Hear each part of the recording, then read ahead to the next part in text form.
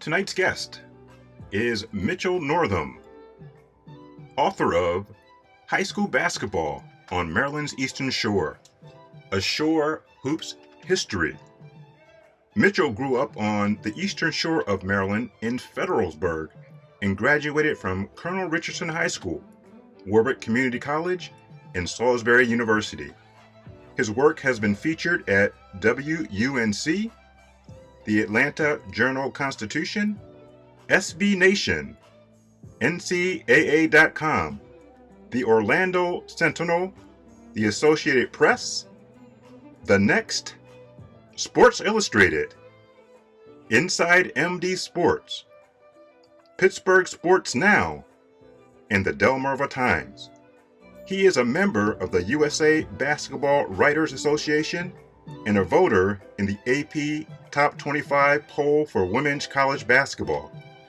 Mitchell lives in North Carolina with his wife, Rachel, and their cat, Clementine. And without further ado, we'd like to welcome to a conversation with Brian, Mitchell Northam.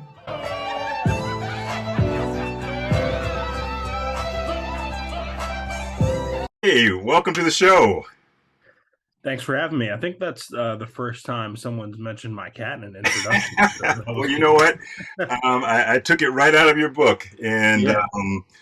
You know what? I'm glad that you gave your cat some cred. So again, thanks for joining us. And Mitchell, at the beginning of each one of my shows, I really want my audience to get to know my guest, and so I usually ask to tell as much as you feel comfortable about your personal story, your professional journey. And so, who is Mitchell Northam? Yeah, for sure. Kind of starts, for me, in my career as a journalist, back at Colonel Richardson High School. Kind of the first time I ever really got confidence as a writer was in Cia North's creative writing class my junior year. After high school, after I graduated from Colonel Richardson, I played football and track and field there, and I loved watching high school basketball.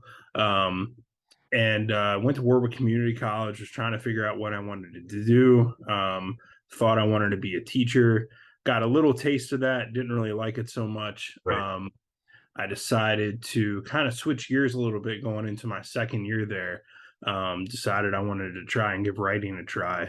Did pretty good in my English classes there and some other stuff. My dad kind of was the one who encouraged me to, hey, if you want to do the sports writing thing, on the side, you should, be starting a blog or something like that. So, Right. This is in the early 2000s. So blogs are a big thing at that time, kind of really growing in popularity. So I started doing that. I had no idea what I was doing, but, now looking back on it, I was really just getting reps. Sure. That few people saw, but, it was reps for me. Yeah. My fingers at the keyboard, that sort of thing. I graduated from Warwick. I go to Salisbury University. I can get involved with the student paper there. I start kind of picking up freelance writing gigs, covering high school football and basketball for the Star Democrat and the Daily Times and SB Nation and DMV Elite, a couple other different websites here and there. I graduated from Salisbury in 2015, and about a week later started full time at the Daily Times in Salisbury as a general assignment reporter. Covered those first couple months were kind of crazy. I was covering murders and city council meetings and kind of everything that was happening in Salisbury. That's great for your toolkit, right? Putting tools in your toolkit, all those experiences, right? Absolutely, yeah, for sure. Covered a little bit of everything. Yeah. But I knew kind of in the back of my head that sports was always what I wanted to do. And my bosses knew that too. So sure enough, a few months later, we had an opening at the Daily Times when, a guy who was kind of one of my mentors and was my editor, Sean Yonker, he decided to take a job at UMES, University of Maryland Eastern Shore. Right. So I just sort of slid into his role. And I kind of became, the one-man sports department at the Daily Times, covering not only all the Bayside schools, but, Eastern Shore, Virginia, Southern Delaware. Getting those miles in on your tires, huh? Yeah. Well, I probably made more money in mileage than I did actual salary. So yeah, I did that for about 2 years, and then I lived on the Eastern Shore of Maryland for from the time I was 5 years old to Hmm. the time I was 25. And after 2 years at the Daily Times, I was just kind of ready to experience something else. Yeah. I stayed at home for college. I stayed at home for my first job, so I was just kind of ready for a new adventure. Yeah. And so I took a job down in Atlanta at the Atlanta Journal Constitution. Um, as a sort of kind of the same thing as I started out at the Daily Times. I was a what was called a hyper local reporter, but it Mhm. was really general assignment and kind of everything that was going on in North Fulton County, which is right north of Atlanta, a Right. very kind of suburban sort of white collar area. And that's a place where, again, I kind of covered a little bit of everything from, crimes involving celebrities to city council meetings and, courts, and a little bit of sports here and there. Yeah. I started freelancing a gig when I got down there because, after a few months in the Atlanta job, after kind of getting that change of pace, going back to news, I realized again, sports is the thing that I love and the Yeah. thing that I enjoy covering. It's where my passion is at, and I utilized in covering sports. So I started freelancing again, started covering Major League Soccer for the Orlando Sentinel, Atlanta United, the team down there. They ended up winning the MLS Cup that year. That was pretty cool. Um, so yeah, I got to cover a lot of different stuff. And then in October 2018, my girlfriend, now wife, she got a job up here in North Carolina in the Right. Triangle in Chapel Hill. She followed me to Atlanta, so I followed her up here. And I just started freelancing. I didn't have a full time job right away. I stuck with the Orlando Sentinel and kept covering soccer. Being here in the Triangle, I got to cover a lot of college basketball. Right. So it was just kind of working connections and making new connections to get work. I started doing kind of regular gigs for NCAA.com. Kind of that brought me into sort of covering women's college basketball more Mhm. often. When I started doing work for High Post Hoops and the Next, started doing a little bit of work for Sports Illustrated covering the Hornets. Right. So it kind of, took me to all these different places. I've gotten to do a lot of cool work. And everything was going great until March 2020. And then the pandemic hit. That's when the Um, world, that time kind of stood still and then it sped up. Yeah, yeah. The last thing that I covered was the ACC tournament in Greensboro, and I kind of remember, everybody was still sort of acting normal, but Right. more people are using hand sanitizers. We're still really not sure what's going on, and then all of a sudden, everything just comes to a stop. Yeah. And when that happened, all of my gigs, all these freelance jobs that I kind of relied on for steady work just sort of up and vanished. So, Sure. we're in lockdown. I'm at home. I don't really know what to do with myself. I'm bored. I need to get a job. But in the meantime, until I find a job, I need to find something that takes up my time. So that's how I came to write this book. Yeah. I started pulling books off my shelves. I emailed a couple publishers. I got one to say yes, and I was off to the races on researching a book about high school basketball on the Eastern Shore. Yeah. It's interesting because my brother wrote the foreword to your book, Paul. And Paul had called me and said, Brian, this guy named Mitchell, he might, want to call you and talk to you about the book that he's wanting to write. And I'm like, okay, that's fine. And then, we did have a chance to chat, but I thought nothing of it. I really thought that, you're going to write this, small book and just really kind of like a pamphlet and just give, props to a few people. And then when you finish this book, Mitchell, and I looked at this book and it's upwards of 400 pages. And I had no idea the depth that you were going to go. I mean, you went, 20,000 feet under the sea. I mean, you truly did go back into the early 1900s and talk about the beginning of basketball on Maryland's Eastern Shore from our women, our girls basketball teams who were really the powerhouses back then, who won the first, state titles. Can For you kind of sure. walk me through some of the early pieces that you wrote and how you got that information on some of the girls basketball teams that won those first state titles? And then we'll talk about some of the players. And I think in Paul's forward, he talks about, the coaches are really the stars of the book. I mean, they really Mhm. rock the show. But there are a lot of fascinating stories that, are in this book that I never knew about. Yeah, yeah, me too. So when I first started writing, or researching the book rather, I sort of had an outline of, a couple things that I knew I wanted to hit. One of those things was trying to find the first game that was ever played on the Eastern Shore of Maryland. And like you've read the book, so the best I could find was this game in 1914 between the high schools in Denton and Greensboro. Those high schools are long gone; they don't exist anymore. Right. Everybody in Northern Caroline County goes to North High now. But so that's the best I can find. So I knew that was one thing that I wanted to make sure that I hit. And I also knew that the first um, boys high school basketball champion on the shore was that 1952 Ocean City High team. Right. But I wanted to make sure, I knew that something had to happen kind of in that gap there. Yeah. And I wanted to make sure that I was just kind of being as, thorough as possible. So, I hop on newspapers.com and, I have a whole box of research, sitting in my closet now, Sure. just full of papers and stuff. And I probably went through 5 cartridges of ink and all that fun stuff. But yeah, the when I first started researching this book, the high school record book for Maryland public high schools didn't have those teams coached by Mae Brooks and Ed Walter. Yeah. Uh, and those were, the first girls teams to win state titles in 1947. Yeah. Uh, they didn't have them in there, and I sort of just stumbled on them in my research.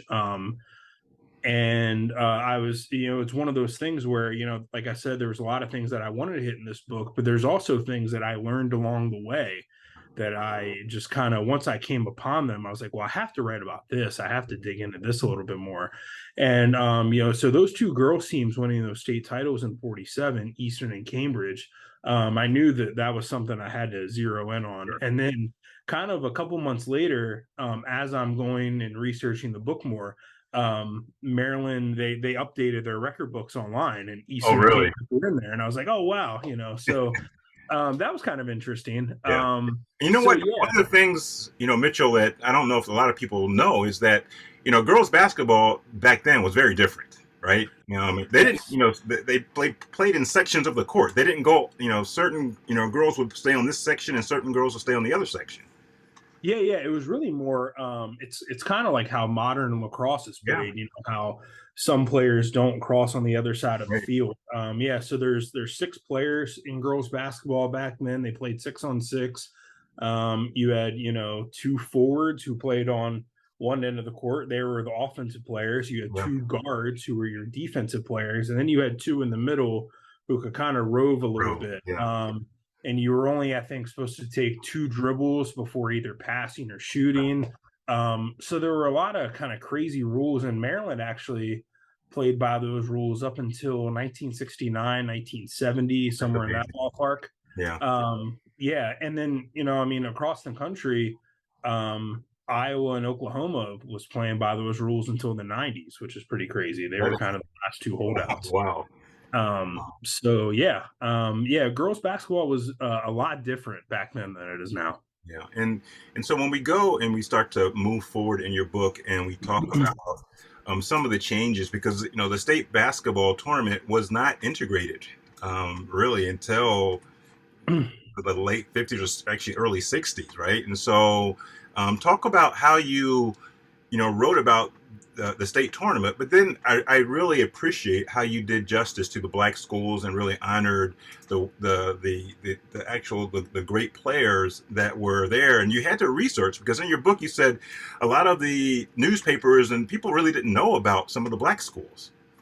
Yeah, yeah, there was Levi Fontaine is probably one of the 5 or 10 best players ever from the Eastern Shore. Yeah. He played at Somerset High School in the 1960s, won back-to-back state titles, Mhm. goes to Maryland Eastern Shore, and he's awesome there. And then he gets drafted by the Warriors, so he's one of 3 Eastern Shore guys ever to get drafted by an NBA team. And as I'm doing my research, I just kind of noticed, I know this is a guy that I need to write about, him being one of the few NBA players from our area. Right. Um, and it was extremely hard to find a picture of him in the newspaper. Because back then, just everything wasn't equal. And the coverage is included in that. And the coverage was not equal.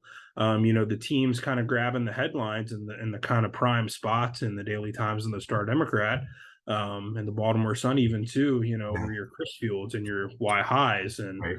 um, Pocomoke's and stuff like that. The schools that were majority white, maybe some of them had integrated a bit by then, Sure. but certainly for the most part, the all black schools just didn't get the love Right. and the coverage that they should have gotten really from the media back then. So yeah, I wanted to make sure that those guys got their due in the book, the Levi Fontaines and the Talvin Skinners and the Walt Hazards. Yeah, when you say that, because I always, I was telling my daughters the other day, this 6 degrees of separation is real, because there's always a connection. When you talk about Walt Hazard and Moulton High School, my mom went to Moulton High School. My Oh mom, wow.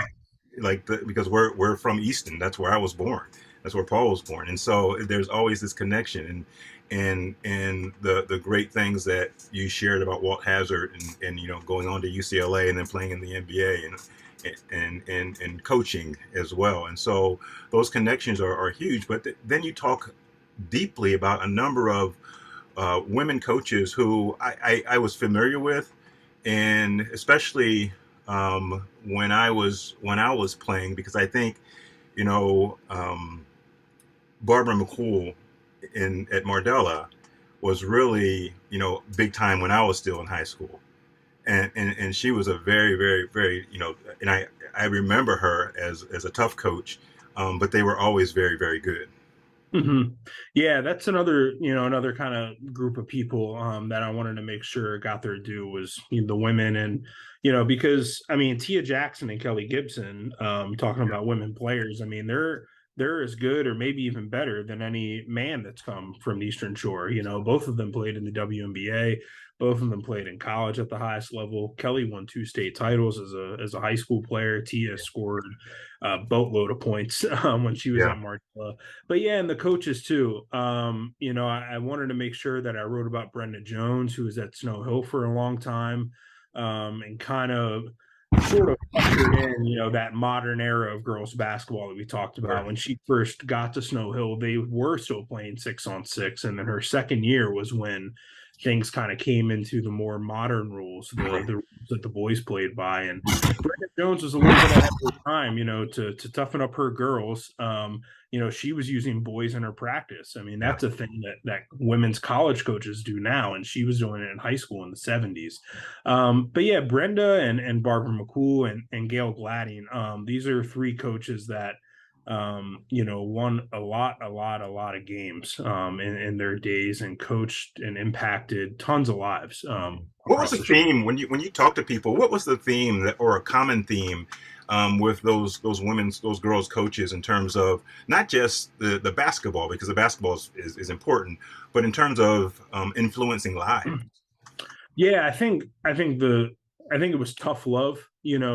All 3 of those coaches, whenever I talked to one of their players or another coach that knew them, they always say, "Oh, she was tough.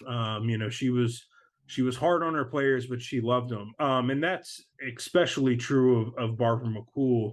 I think a lot of people, when they think of Barbara McCool, if they haven't played for her or they didn't know her very well, they think of her as kind of this tyrant on the sideline and Right. this hard coach. And she was very tough and hard on her players. But I talked to Tia Jackson for a long time, and I mean, Tia was very adamant that she wouldn't be where she was if it wasn't for Barbara McCool. Back in those days when Tia is coming up in the late '80s, early '90s, there Right. is no social media. there's, the scouting network for women's basketball is really not, as evolved as it was for the men's game. So Barbara McCool is driving Tia Jackson, to camps up to Syracuse, down to Knoxville, Yeah. to Virginia. And eventually Tia becomes this great prospect by the time she's a junior and senior. And, Right. Pat Summitt and Muffet McGraw are coming to Mardella to watch her play. And you That played that's doesn't huge. happen Yeah. that doesn't happen, yeah, without Barbara McCool. Yeah. Barbara McCool's cutting up tape for Tia and sending it out to all these coaches. So yeah, I mean, tough, but really, really cared Yeah. deeply about her players. I think one of the things that I always, push back, when I hear people talk about coaches in a certain way, and you just said it. I don't think people realize the miles that coaches put, outside of the court to help their players, personally, to do well beyond basketball or beyond the sport. The just the example that you talk about, her going all over the place to try to get her seen. I mean, it's the same thing with Coach Waller with me. I was, a decent player, but nobody knew about me because I was on the Eastern Shore. So Coach Waller was calling everybody. Right. And then he was, calling Lefty to try to get me into 5-star basketball camp. He was driving me to Old Dominion to play in a camp because he wanted Oliver Purnell, another person you wrote about, who my dad taught, to see me play because Oliver was the assistant coach at Old Dominion at the time. And so all the stuff that these coaches do to try to help their kids be successful, it's just beyond what people really understand. For sure, yeah. I mean, there's a lot of coaches that were like that. I tell a story in the chapter I wrote about Grayson Hurley. He had this van with like bald tires on it, and I mean, he would take kids not just from Cambridge, but from Yeah, Colonel, from Pocomoke. I mean, these coaches, a lot of them, in the '90s and the '80s, worked together to make sure that the players from here got seen. So whether it was Grayson Hurley and David Bird driving a boatload or a van load of kids across the bridge, or Hurley and Alan Miller or Merrill Morgan, a lot of these guys worked together to make sure that they were putting their kids in the right position, kind of rivalries and stuff like that aside. sure. In your book, at the end, there's a section that you have about best of the rest. And one of the things that really actually stood out to me was you put a writer in there who I knew very well. I mean, just in terms of he covered us, Cliff Mister. After seeing all the basketball players and coaches, you put a writer in there, which I think was really powerful.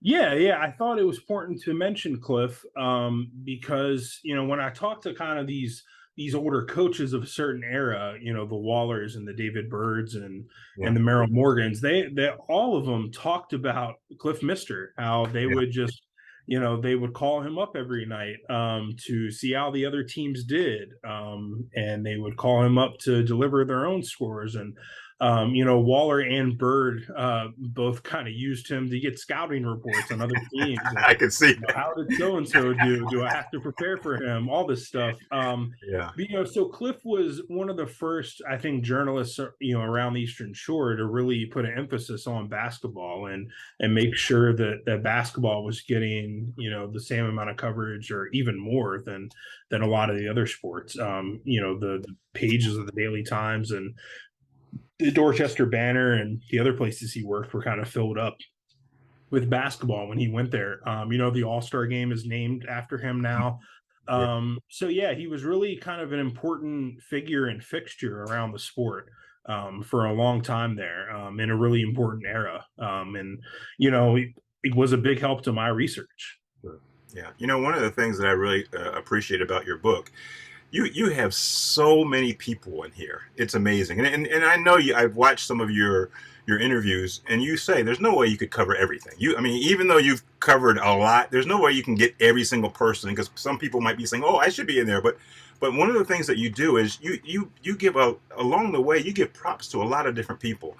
One of the things I saw in one of the chapters, you talked about Sharon Mills, but you were talking about him in context to playing other schools, and one of those schools was Mardella.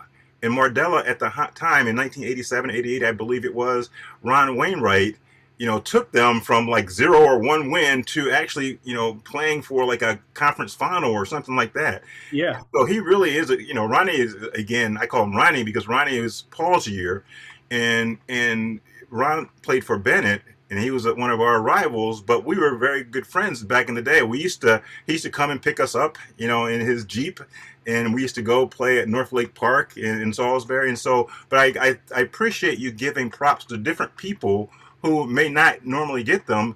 They didn't win a state championship, but you saw and you highlighted the improvement in the coaching ability of somebody who really took his school. It's Mardella in terms of women, girls basketball is powerhouse. In terms of sure. boys basketball, not traditionally, but you gave him those props, and I appreciate that. Yeah, yeah. That was, I mean, part of the reason why I thought it was important to write about him was, when I interviewed Nick Purnell for the book, who Mm-hmm. was a starter on that Snow Hill team in '89 when they won states that had Sharon Mills on it. He, was like that Ron Wainwright Mardella team. We were worried about those guys. Like Yeah, they were, the second best team or one of the best, on the Bayside that year. And yeah, they had this kind of incredible turnaround from 1 year to the next, and Ron kind of built up that program that's probably as good as Mardella's been at boys basketball in a long yeah, time. yeah. I believe he won Coach of the Year, and yeah, that was. I think that playoff game that they played against Snow Hill, that was either a regional final or Yeah. semifinal. I'd have to go Final, back and look, yeah, it but was the final. yeah, it was a great team for Yeah. sure. And I was able to kind of find a picture of him in the Mardella yearbook. So yeah, I definitely wanted to make sure that there's some figures and players and teams that maybe didn't win it all, but I wanted to make sure that everyone kind of sort of got their due as I kind of went along. One of the things that I really appreciate is you really getting into some of the personal stories that really share how people have come out of struggles. I had Greg Bosman on my show, and we talked about his journey and where he is today. And I think what he does for kids because of his journey is amazing. You have Andre Collins, who does a lot in the community in Chrisfield. Can you talk a little bit about Andre in terms of his journey from Maryland to going to a different school to then playing overseas? But he's really seems like somebody who really got the most out of his skills. Yeah, yeah. Andre is a guy who, when I was working at the Daily Times, he was holding his youth basketball camp for the first time back home. Right? So that's where I met him at. He was still, I think he had one more year of professional ball in him, and he went and played, and then he came back and started coaching right away. Yeah. So this is a guy I think my kind of read on him is, and he might have even said this to me, is the game of basketball has kind of given him so much, right? Wins a state title at Chrisfield, wins a national championship at Maryland. Goes to Loyola. He's one of the top scorers in the country, and then kind of has this long, really great career overseas, Right. in Italy and Spain and all these places. Kind of gets to see the world because of basketball, and Yeah. has an awesome career. And now, through the game, he's kind of trying to give back. Sure. He coached for a while at Bennett and then at Chrisfield. He's got like a training clinic going Right. on. So his story is a really great one of, someone who really values and has appreciated the game and what it's given him. And now he's trying to give back to his community, the Sure. community that he grew up in, not just Chrisfield, I think he told me, but, the Eastern Shore as a whole. Yeah. He really views his coach at Chrisfield, Phil Rayfield, as a role model, Sure. someone who kind of tried not to just help kids in Chrisfield, but kids all over. And I think Andre is trying to do that. Really good guy, really great basketball player. And yeah, his story was definitely one that I wanted to highlight. And I kind of organized the chapter I wrote on him. Parts of it is kind of a narrative that I write, and then part of it is Yeah. just our interview and our back and forth, because I Sure. felt kind of his words, verbatim and in full were important for people to read. Yeah. Yeah. Hey, one of the people who I was fascinated with was Brenda Jones in Snow Hill. And I know we mentioned her a little bit, but can you just kind of talk about, what she meant to, that program because they really were good. and how many people she influenced, not just women. She influenced a lot of coaches in the area. I heard Coach Mhm. Waller talking about her. Yeah, so Brenda Jones, like I said earlier, was kind of the first sort of modern in the modern era of girls basketball, the first real winner. She won a ton of games at Snow Hill, take Snow Hill to the state final in 73. And at that time, they have to get through, it's not classifications, it's the whole state Yeah, in it's like one pot. Indiana used to. Is Indiana still that way? But it used to be that way, where you could. I know it used to be. Yeah, I'm not sure, but right, yeah, so that's how it was for girls in Maryland back then. And then of course, she goes on to win a state title in 79, but along the way, yeah, wins a ton of games and really turns. I know we think of Mardella and Pocomoke as these girls basketball kind of right, powerhouses, but the first one was really Snow Hill. And yeah, along the way, I think influenced a lot of players. Two of her players went on to be great coaches. One of them across the bridge and one of them right here on the Eastern Shore. Um, and yeah, I think for the most part, I think if you're building a Mount Rushmore of girls basketball coaches on the shore, she's on it. I'm not sure there's a Gail Gladding without Brenda Jones. yeah, So yeah, she was really great to talk to. She was one of my last interviews that I did for the book. I was able to kind of find her through Facebook and sure. really enjoy talking with her. And she kind of came to the Eastern Shore by accident, from West Virginia. Yeah, She had never even seen the ocean before she came to Snow Hill. wow, So pretty crazy, but yeah, an influential coach. Tough. Had a rivalry with Barbara McCool back in the day. And like I said, ahead of her time in terms of the way that she practiced and using boys in her practices. yeah. Um, One of the things that I read, and I mentioned Oliver Purnell a little bit earlier, but I actually did not realize that Ward Lambert was the high school coach at Stephen Decatur. I remember Ward Lambert from Salisbury State back then because I was in Uh, high school, and I forgot that connection, and so that was amazing and I didn't even realize that he played at the University of Virginia. yeah, and yeah, Ward. That 1970 Ocean City team, I think, is an important one in sort of the history of high school ball on the shore because it's kind of one of the first teams that was fully integrated to Yeah, win a state title.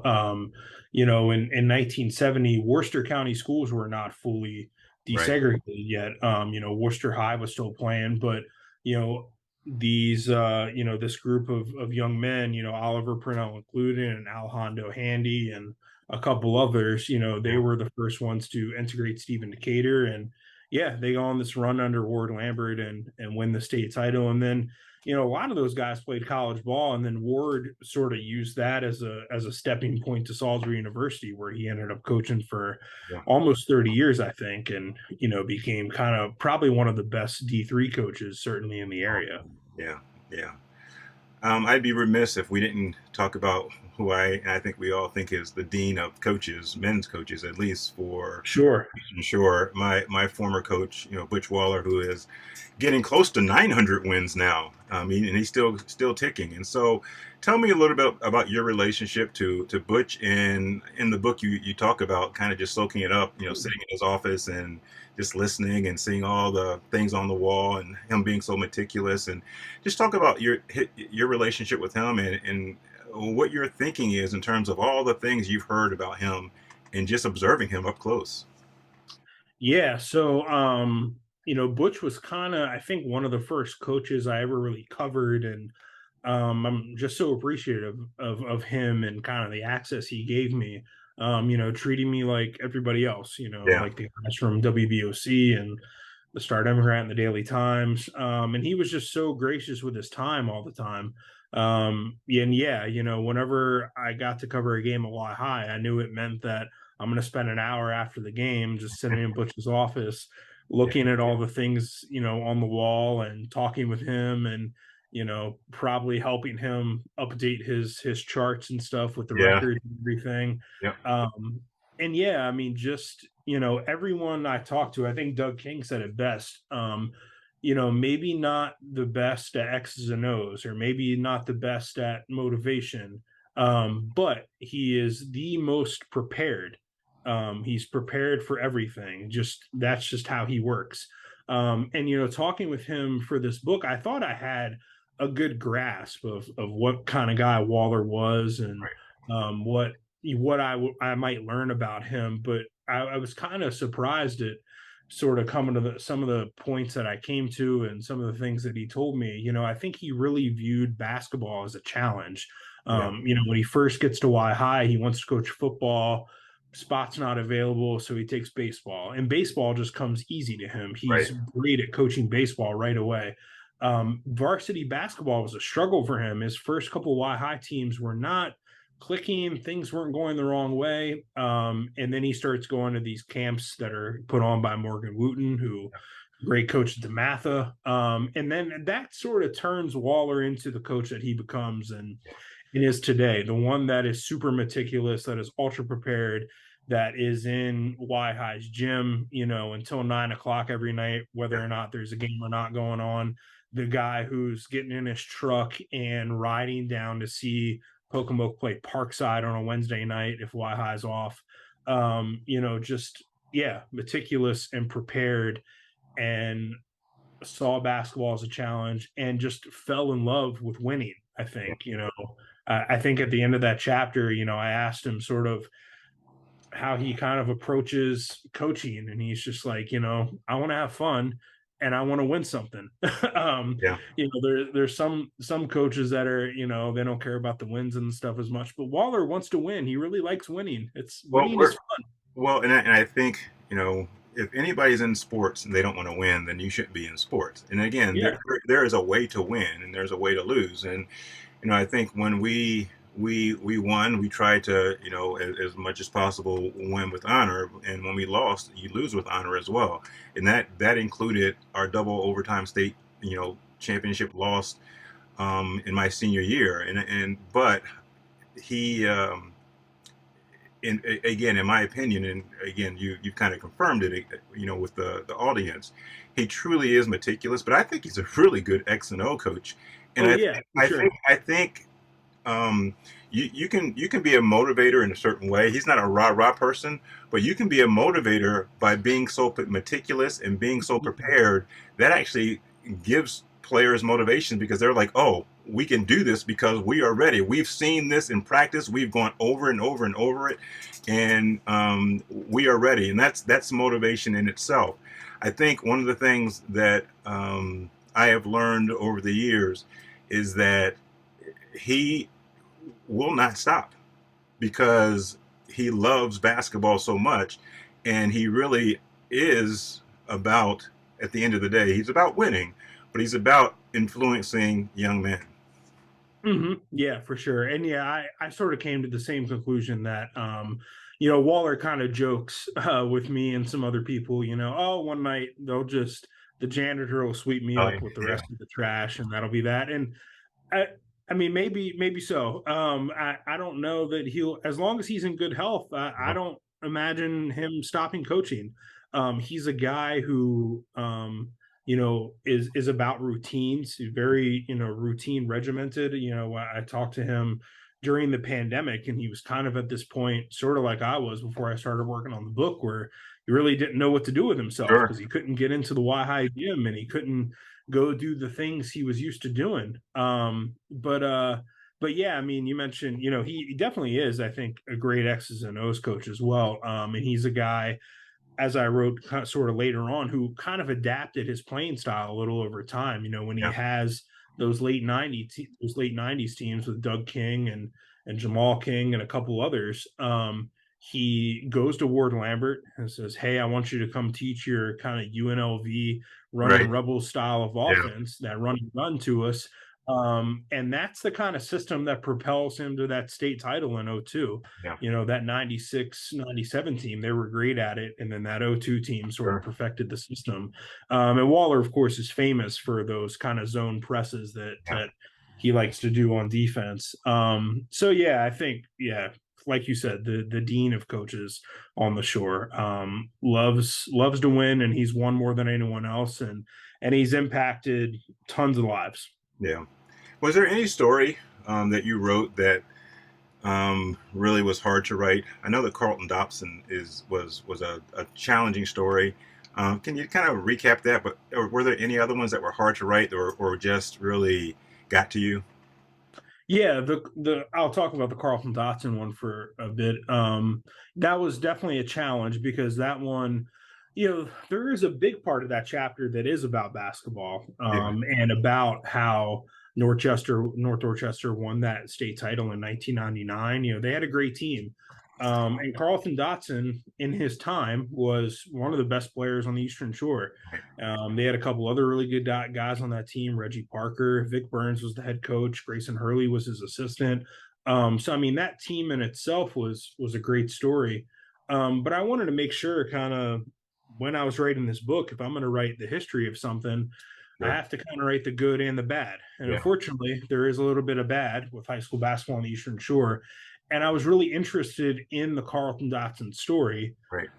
because it's one that, as I kind of say in the introduction of that chapter, people on the shore just don't really talk about Yeah. him and don't talk about that incident hardly ever. Right. It's pretty rare that that conversation is kind of just comes up organically. Yeah. I think there's a little bit of shame, a little bit of embarrassment, Well, it's for hard. Think about. I mean, think about if the people that you write about in the book, they were hometown heroes, right? Mhm. And so when you leave the Eastern Shore, people are bragging about you. They're so proud of what they produced, and then something happens, and then, like you said, it really is a bit embarrassing.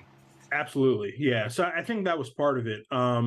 But yeah, I wanted to make sure that it was included because, like I said, when he was playing, I talked to Andre Collins about him because Andre was on an AAU team with him. Right. He was as good as anyone. Yeah. And then, unfortunately, just bad things happened at Baylor, and he Yeah. made some poor decisions, and he's suffering the consequences Yeah. for that. But yeah, I wanted to make sure that story is included. It's really a crazy story when you sort of get into not only the murder of his teammate, but then the coach, who tried to cover it up, and Yeah. everything that Yeah. happened at Baylor, and then that whole rebuilding process. And now they just won the national championship, Yeah. 2 seasons ago. Kind of crazy. So that was definitely one that was hard to write, just kind of from that perspective, getting people to talk about it. Super grateful, for Vic Burns, who was Carlton's coach, and Will Graves, who was an AP writer now in Pittsburgh, but worked for the Star Democrat back then and covered Carlton and some of those teams, and Andre and some of the other people I talked to. Um, Other chapters that were hard to write. I mean, there was definitely, I really enjoyed writing the chapter that's about the 1976 state final, because that was a story that I didn't know about, that I just sort of landed on during my research. It wasn't something that I identified early on. But it's the only time two teams from the Eastern Shore, Played against each other. met for Wow. all the marbles Yeah. at Cole Fieldhouse, Pocomoke and Colonel Richardson. And so, because Colonel Richardson was involved, it kind of gave me the chance to sort of explore some of my roots a little bit. Yeah. Yeah. Three generations of my family have graduated from Colonel Richardson High School. So I got to kind of explore, how the school came about. And then I got to dive deep into Merrill Morgan, who unfortunately just passed away recently. Oh wow. But I got the chance to talk to him last summer. Hmm. He battled Parkinson's disease for probably, I think, 19 years. Wow.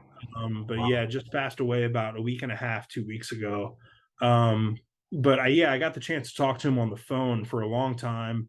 Um, Really great guy. He's the only coach other than Waller who has 500 wins Yeah. for boys basketball. So won a ton of games, and I got to kind of explore his career a little bit, and some of the great guys that he coached and all the lives that he impacted. And so in hindsight now, I'm really thankful, I guess, that I got the chance to do that, and really grateful. I've heard a lot of great words from his family and stuff over the past week and a half. Sure.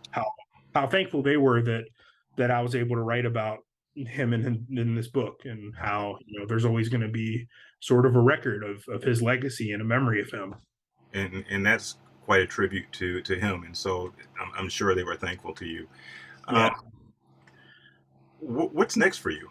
Um, how's the book selling? I see you everywhere. I know you're trying to get it out there. And how's it being received? Yeah. I think for the most part, I've heard pretty positive things so far. The book sales are okay. I ended up going the self-published route, and I've beyond broken even on that, Sure. so that's good. So I didn't expect this book to make me rich or anything, but it's the sales are doing okay.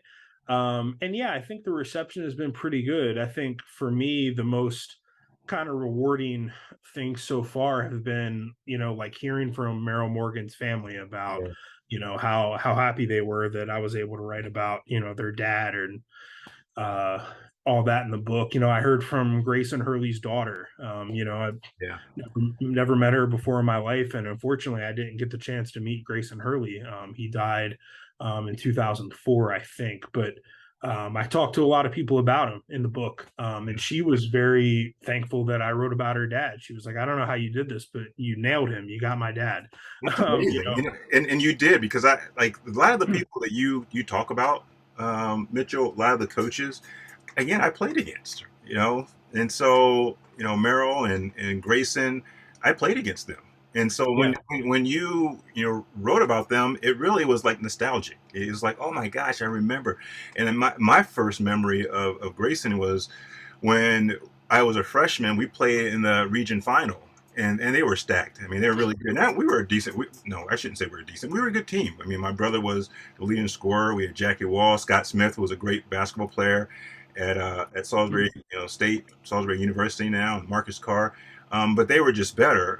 But Grayson was just so. I remember after the game, he came up, and I was a freshman. He said, "You're going to go somewhere, young man." I remember him. He was such a decent person. yeah.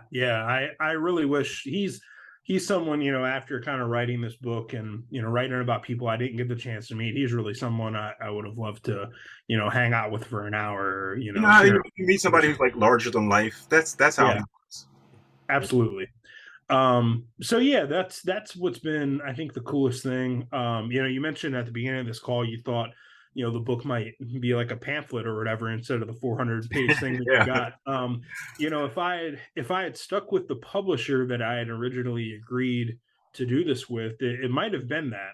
That was kind of one of the reasons I went the self-published route, is because when I turned the manuscript in, they're like, "Whoa, this is really great, but we only publish books at this certain length," and they yeah, wanted to cut 2/3 of the book just to kind of meet this arbitrary sort of word count. And I just felt like at that point, having done all the work, I just felt like it would have been a disservice to not only the work I did, but the people whose stories I'm trying to right. tell, and the people that I interviewed and gave their time to me. I mean, this is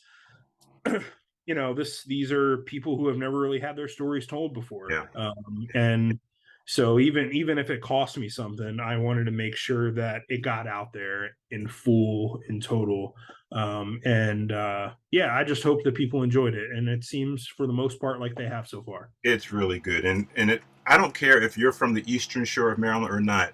This book is an excellent book, and it will actually take you through this journey of people's lives and the history of basketball, not just on the Eastern Shore, because when you start making the connections to women's basketball in the early 1900s and men's basketball, and then through integration, it really is kind of like um, a, a really a revelation of like who we are. Again, as a country, we're evolving, and Thank you. the things that you share are just really deeply heartfelt. And I really believe that when somebody reads this book and they read all the different stories, they're going to come away with not just an idea that this was a basketball book. This is a human interest book, because all the different coaches and the players, it really was just fascinating, Mitchell. Thank you. I really appreciate that. I hope so. I hope that people read it and like it. Yeah, I've gotten the chance to do a couple little events back on the shore. Got to do a little thing with the Talbot Historical Society. That was fun. I've been at a couple events here and there trying to sell a couple copies. I'm going to do something with the Fedelsburg Historical Society in October, I think. And then I'm going to be at the Governor's Challenge in December, trying to sell some. And then yeah, as far as what's next for me, I'm working at WUNC, which is North Carolina Public Radio here in Chapel Hill. So I'm writing and producing stories here, and maybe there's another book in the future. We'll see. Hey, well, I've written a book and it was like 300 pages and almost 400 pages. I mean, I need like a break of like 10 years after my book. So, congratulations again. I appreciate you giving me a call and sharing a little bit of my story, but sharing so many people's stories, because it really is the story of Maryland's Eastern Shore and the proud story of the proud people that we are from the Eastern Shore and all the great things that, when you talk about those people, it's not just those people, it's really talking about the people of the Eastern Shore. Mm-hmm. It really Yeah. is. And so, at the end of each one of my podcasts, I share a quote that I shared with people at my dad's funeral. It says, "As I go, I am wearing you," meaning that every time I meet somebody or somebody really influences me, I put them on my back because they're part of my story. And so Mitchell Northam is now a part of my story. So I am wearing you, friend. Thank you. I appreciate that. That's kind of you to say. All right. And so thanks again for joining us on a conversation with Brian, and we'll talk to you very soon. All right. Thanks for having me. All right. Thanks, Mitchell.